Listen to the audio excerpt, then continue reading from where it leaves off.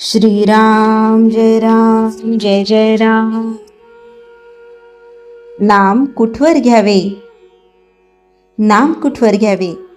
आपला श्वासोश्वास चालू आहे किंवा स्वतःची स्मृती आहे तिथपर्यंत नाम घ्यावे. आपण श्वासोश्वास जसा मरेपर्यंत घेतो तसेच नामाचे आहे. बरोबर भाषेत बोलायचे झाले तर असे म्हणता येईल की श्वासोश्वास थांबला म्हणजे मरण येते. त्याचप्रमाणे नामाशिवाय जगणे हे मेल्यासारखेच आहे असे वाटले पाहिजे. अक्षरशः जीव जाईपर्यंत म्हणजे मीपणाने मरेपर्यंत नाम घेत सुटावे. शेवटी मी जातो आणि नाम शिल्लकच उरते. नाम घेऊन कधी पुरे होऊ शकत नाही. मुक्ती मिळाली की सर्व पुरे झाले असे म्हणतात, पण मुक्तीनंतर जर काही कर्तव्य उरत असेल तर ते नामस्मरणच. माणसाला गुंगीचे औषध दिले म्हणजे त्याला गुंगी आली की नाही हे पाहण्यासाठी अंक मोजायला सांगतात. अंक मोजता मोजता तो थांबला की तो देहभानावर नाही असे ठरते. तसे नाम घेता घेता मी नाम घेतो हेही स्मरण जेव्हा राहत नाही तेव्हाच त्या नामात रंगून गेलेल्या माणसाचे पर्यवसान एकांतात होते. एकांत म्हणजे नाम घेणारा मी एक, ह्या एकाचाही अंत होणे म्हणजेच देहबुद्धीचा विसर पडणे. देहबुद्धीच्या पलीकडे जाणे. नाम घेता घेता अशी स्थिती प्राप्त झाली म्हणजे त्याचे चित्त भगवंताकडे आहे की नाही असा प्रश्न करायला वावच कुठे राहतो. निद्रानाशाचा रोग झाला तर झोप लागेपर्यंत झोपेचे औषध आपण घेतो. तसे आपल्याला स्वाभाविक समाधान मिळेपर्यंत आपण नाम घेतले पाहिजे.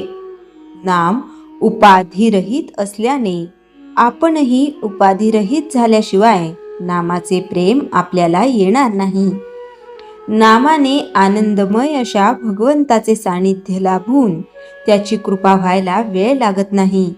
किंबहुना ज्याच्यावर भगवंताची कृपा होते त्याच्याच मुखात नाम येते. नाम जपाची संख्या नोंद करून ठेवावी का?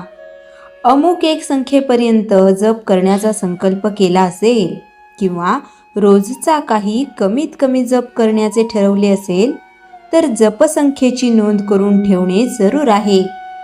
जपाची सवय होण्याच्या दृष्टीने आणि नेमाने काहीतरी किमान जप झाल्याशिवाय दिवस जाऊ नये या दृष्टीनेही जपसंख्येची नोंद करावी. मात्र असे करताना एका बाबतीत खबरदारी घ्यावी, ती म्हणजे आपली आजची नामसंख्या पुरी झाली, आता उद्यापर्यंत आपला आणि नामाचा काही संबंध नाही अशा तऱ्हेची वृत्ती होण्याचा संभव असतो. त्याला जपावे. आणि नेमाची संख्या पुरी झाली तरी होईल तेवढे आणखी नाम घेण्याची सवय ठेवावी. श्रीराम जय जय राम. चैतन्यवाणी. साध्या माणसाने विशेष खोलात न शिरता सांगितल्याप्रमाणे नाम घ्यावे. त्याचे कल्याण झाल्याशिवाय राहणार नाही. श्रीराम जय जय राम. श्रीराम समर्थ. दासबोध समास 2 दशक 7. हा दशक स्वभाव दोष, संगती आणि आत्मपरीक्षण यावर केंद्रित आहे. समर्थ येथे माणसाच्या बाह्य शत्रूंऐवजी अंतर्गत शत्रूंवर नेमका प्रकाश टाकतात. एक, मनुष्याचा खरा शत्रू कोण? समर्थ स्पष्ट करतात. मनुष्याचा खरा शत्रू बाहेर नाही, तो आत आहे. क्रोध, लोभ, मोह, मत्सर, अहंकार हे शत्रू तलवारीने मारता येत नाहीत, पण ते आयुष्य उद्ध्वस्त करतात. समर्थ सांगतात, जो या दोषांना ओळखत नाही तो शत्रू असूनही मित्र मानतो. 2, दोषांची सुरुवात सूक्ष्म असते. या दशकात समर्थ सांगतात, दोष अचानक मोठे होत नाहीत. आधी विचार बिघडतो, मग शब्द बिघडतात, नंतर आचरण बिघडते. क्रोध आधी मनात येतो, मग वाणीमध्ये उतरतो आणि शेवटी कर्मात दिसतो. म्हणून समर्थांचा आग्रह, दोषांना मुळातच ओळखा. 3. संगतीचे महत्त्व, सत्संग व कुसंग. समर्थ येथे संगतीवर विशेष भर देतात. जशी संगत तशी बुद्धी, जशी बुद्धी तशी कृती, जशी कृती तशी गती. कुसंग दोष वाढवतो, विवेक नष्ट करतो, अहंकार पोसतो. सत्संग दोष ओळखायला शिकवतो, नम्रता वाढवतो, आत्मपरीक्षण घडवतो. समर्थ स्पष्ट सांगतात, सत्संग म्हणजे माणसांची गर्दी नव्हे, तर गुणांची संगत. 4. स्वभाव दोष आणि आत्मफसवणूक. समर्थ येथे एक सूक्ष्म मुद्दा मांडतात. माणूस म्हणतो, मी तसा नाही, माझा स्वभावच असा आहे. पण समर्थ सांगतात, स्वभाव म्हणजे सवय आणि सवय बदलता येते. स्वतःचे दोष नाकारणे ही सर्वात मोठी आत्मफसवणूक आहे.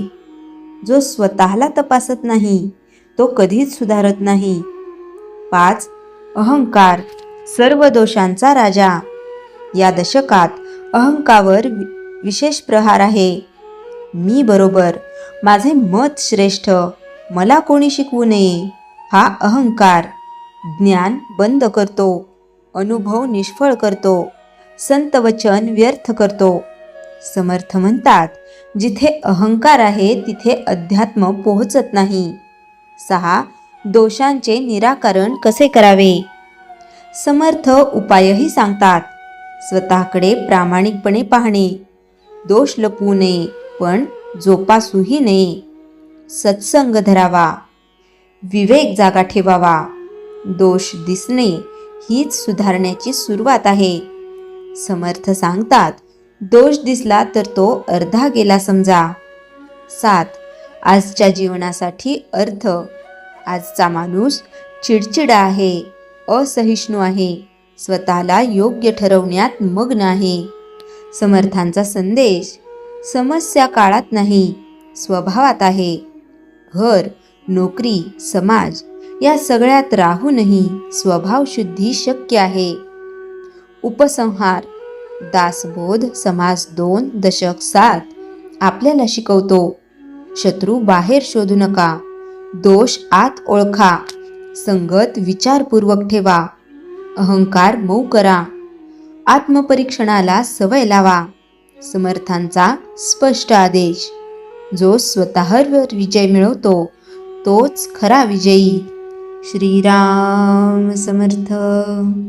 श्रीराम जय राम जय जय राम. जयाच्या जनी जन्मनामार्थ झाला, जयाने सदा वासनामात केला. जयाच्या मुखी सर्वदा नाम कीर्ती, नमस्कार तया ब्रह्मचैतन्यमूर्ती. श्रीराम जय जय राम. जानकी जीवन स्मरण जय जय राम.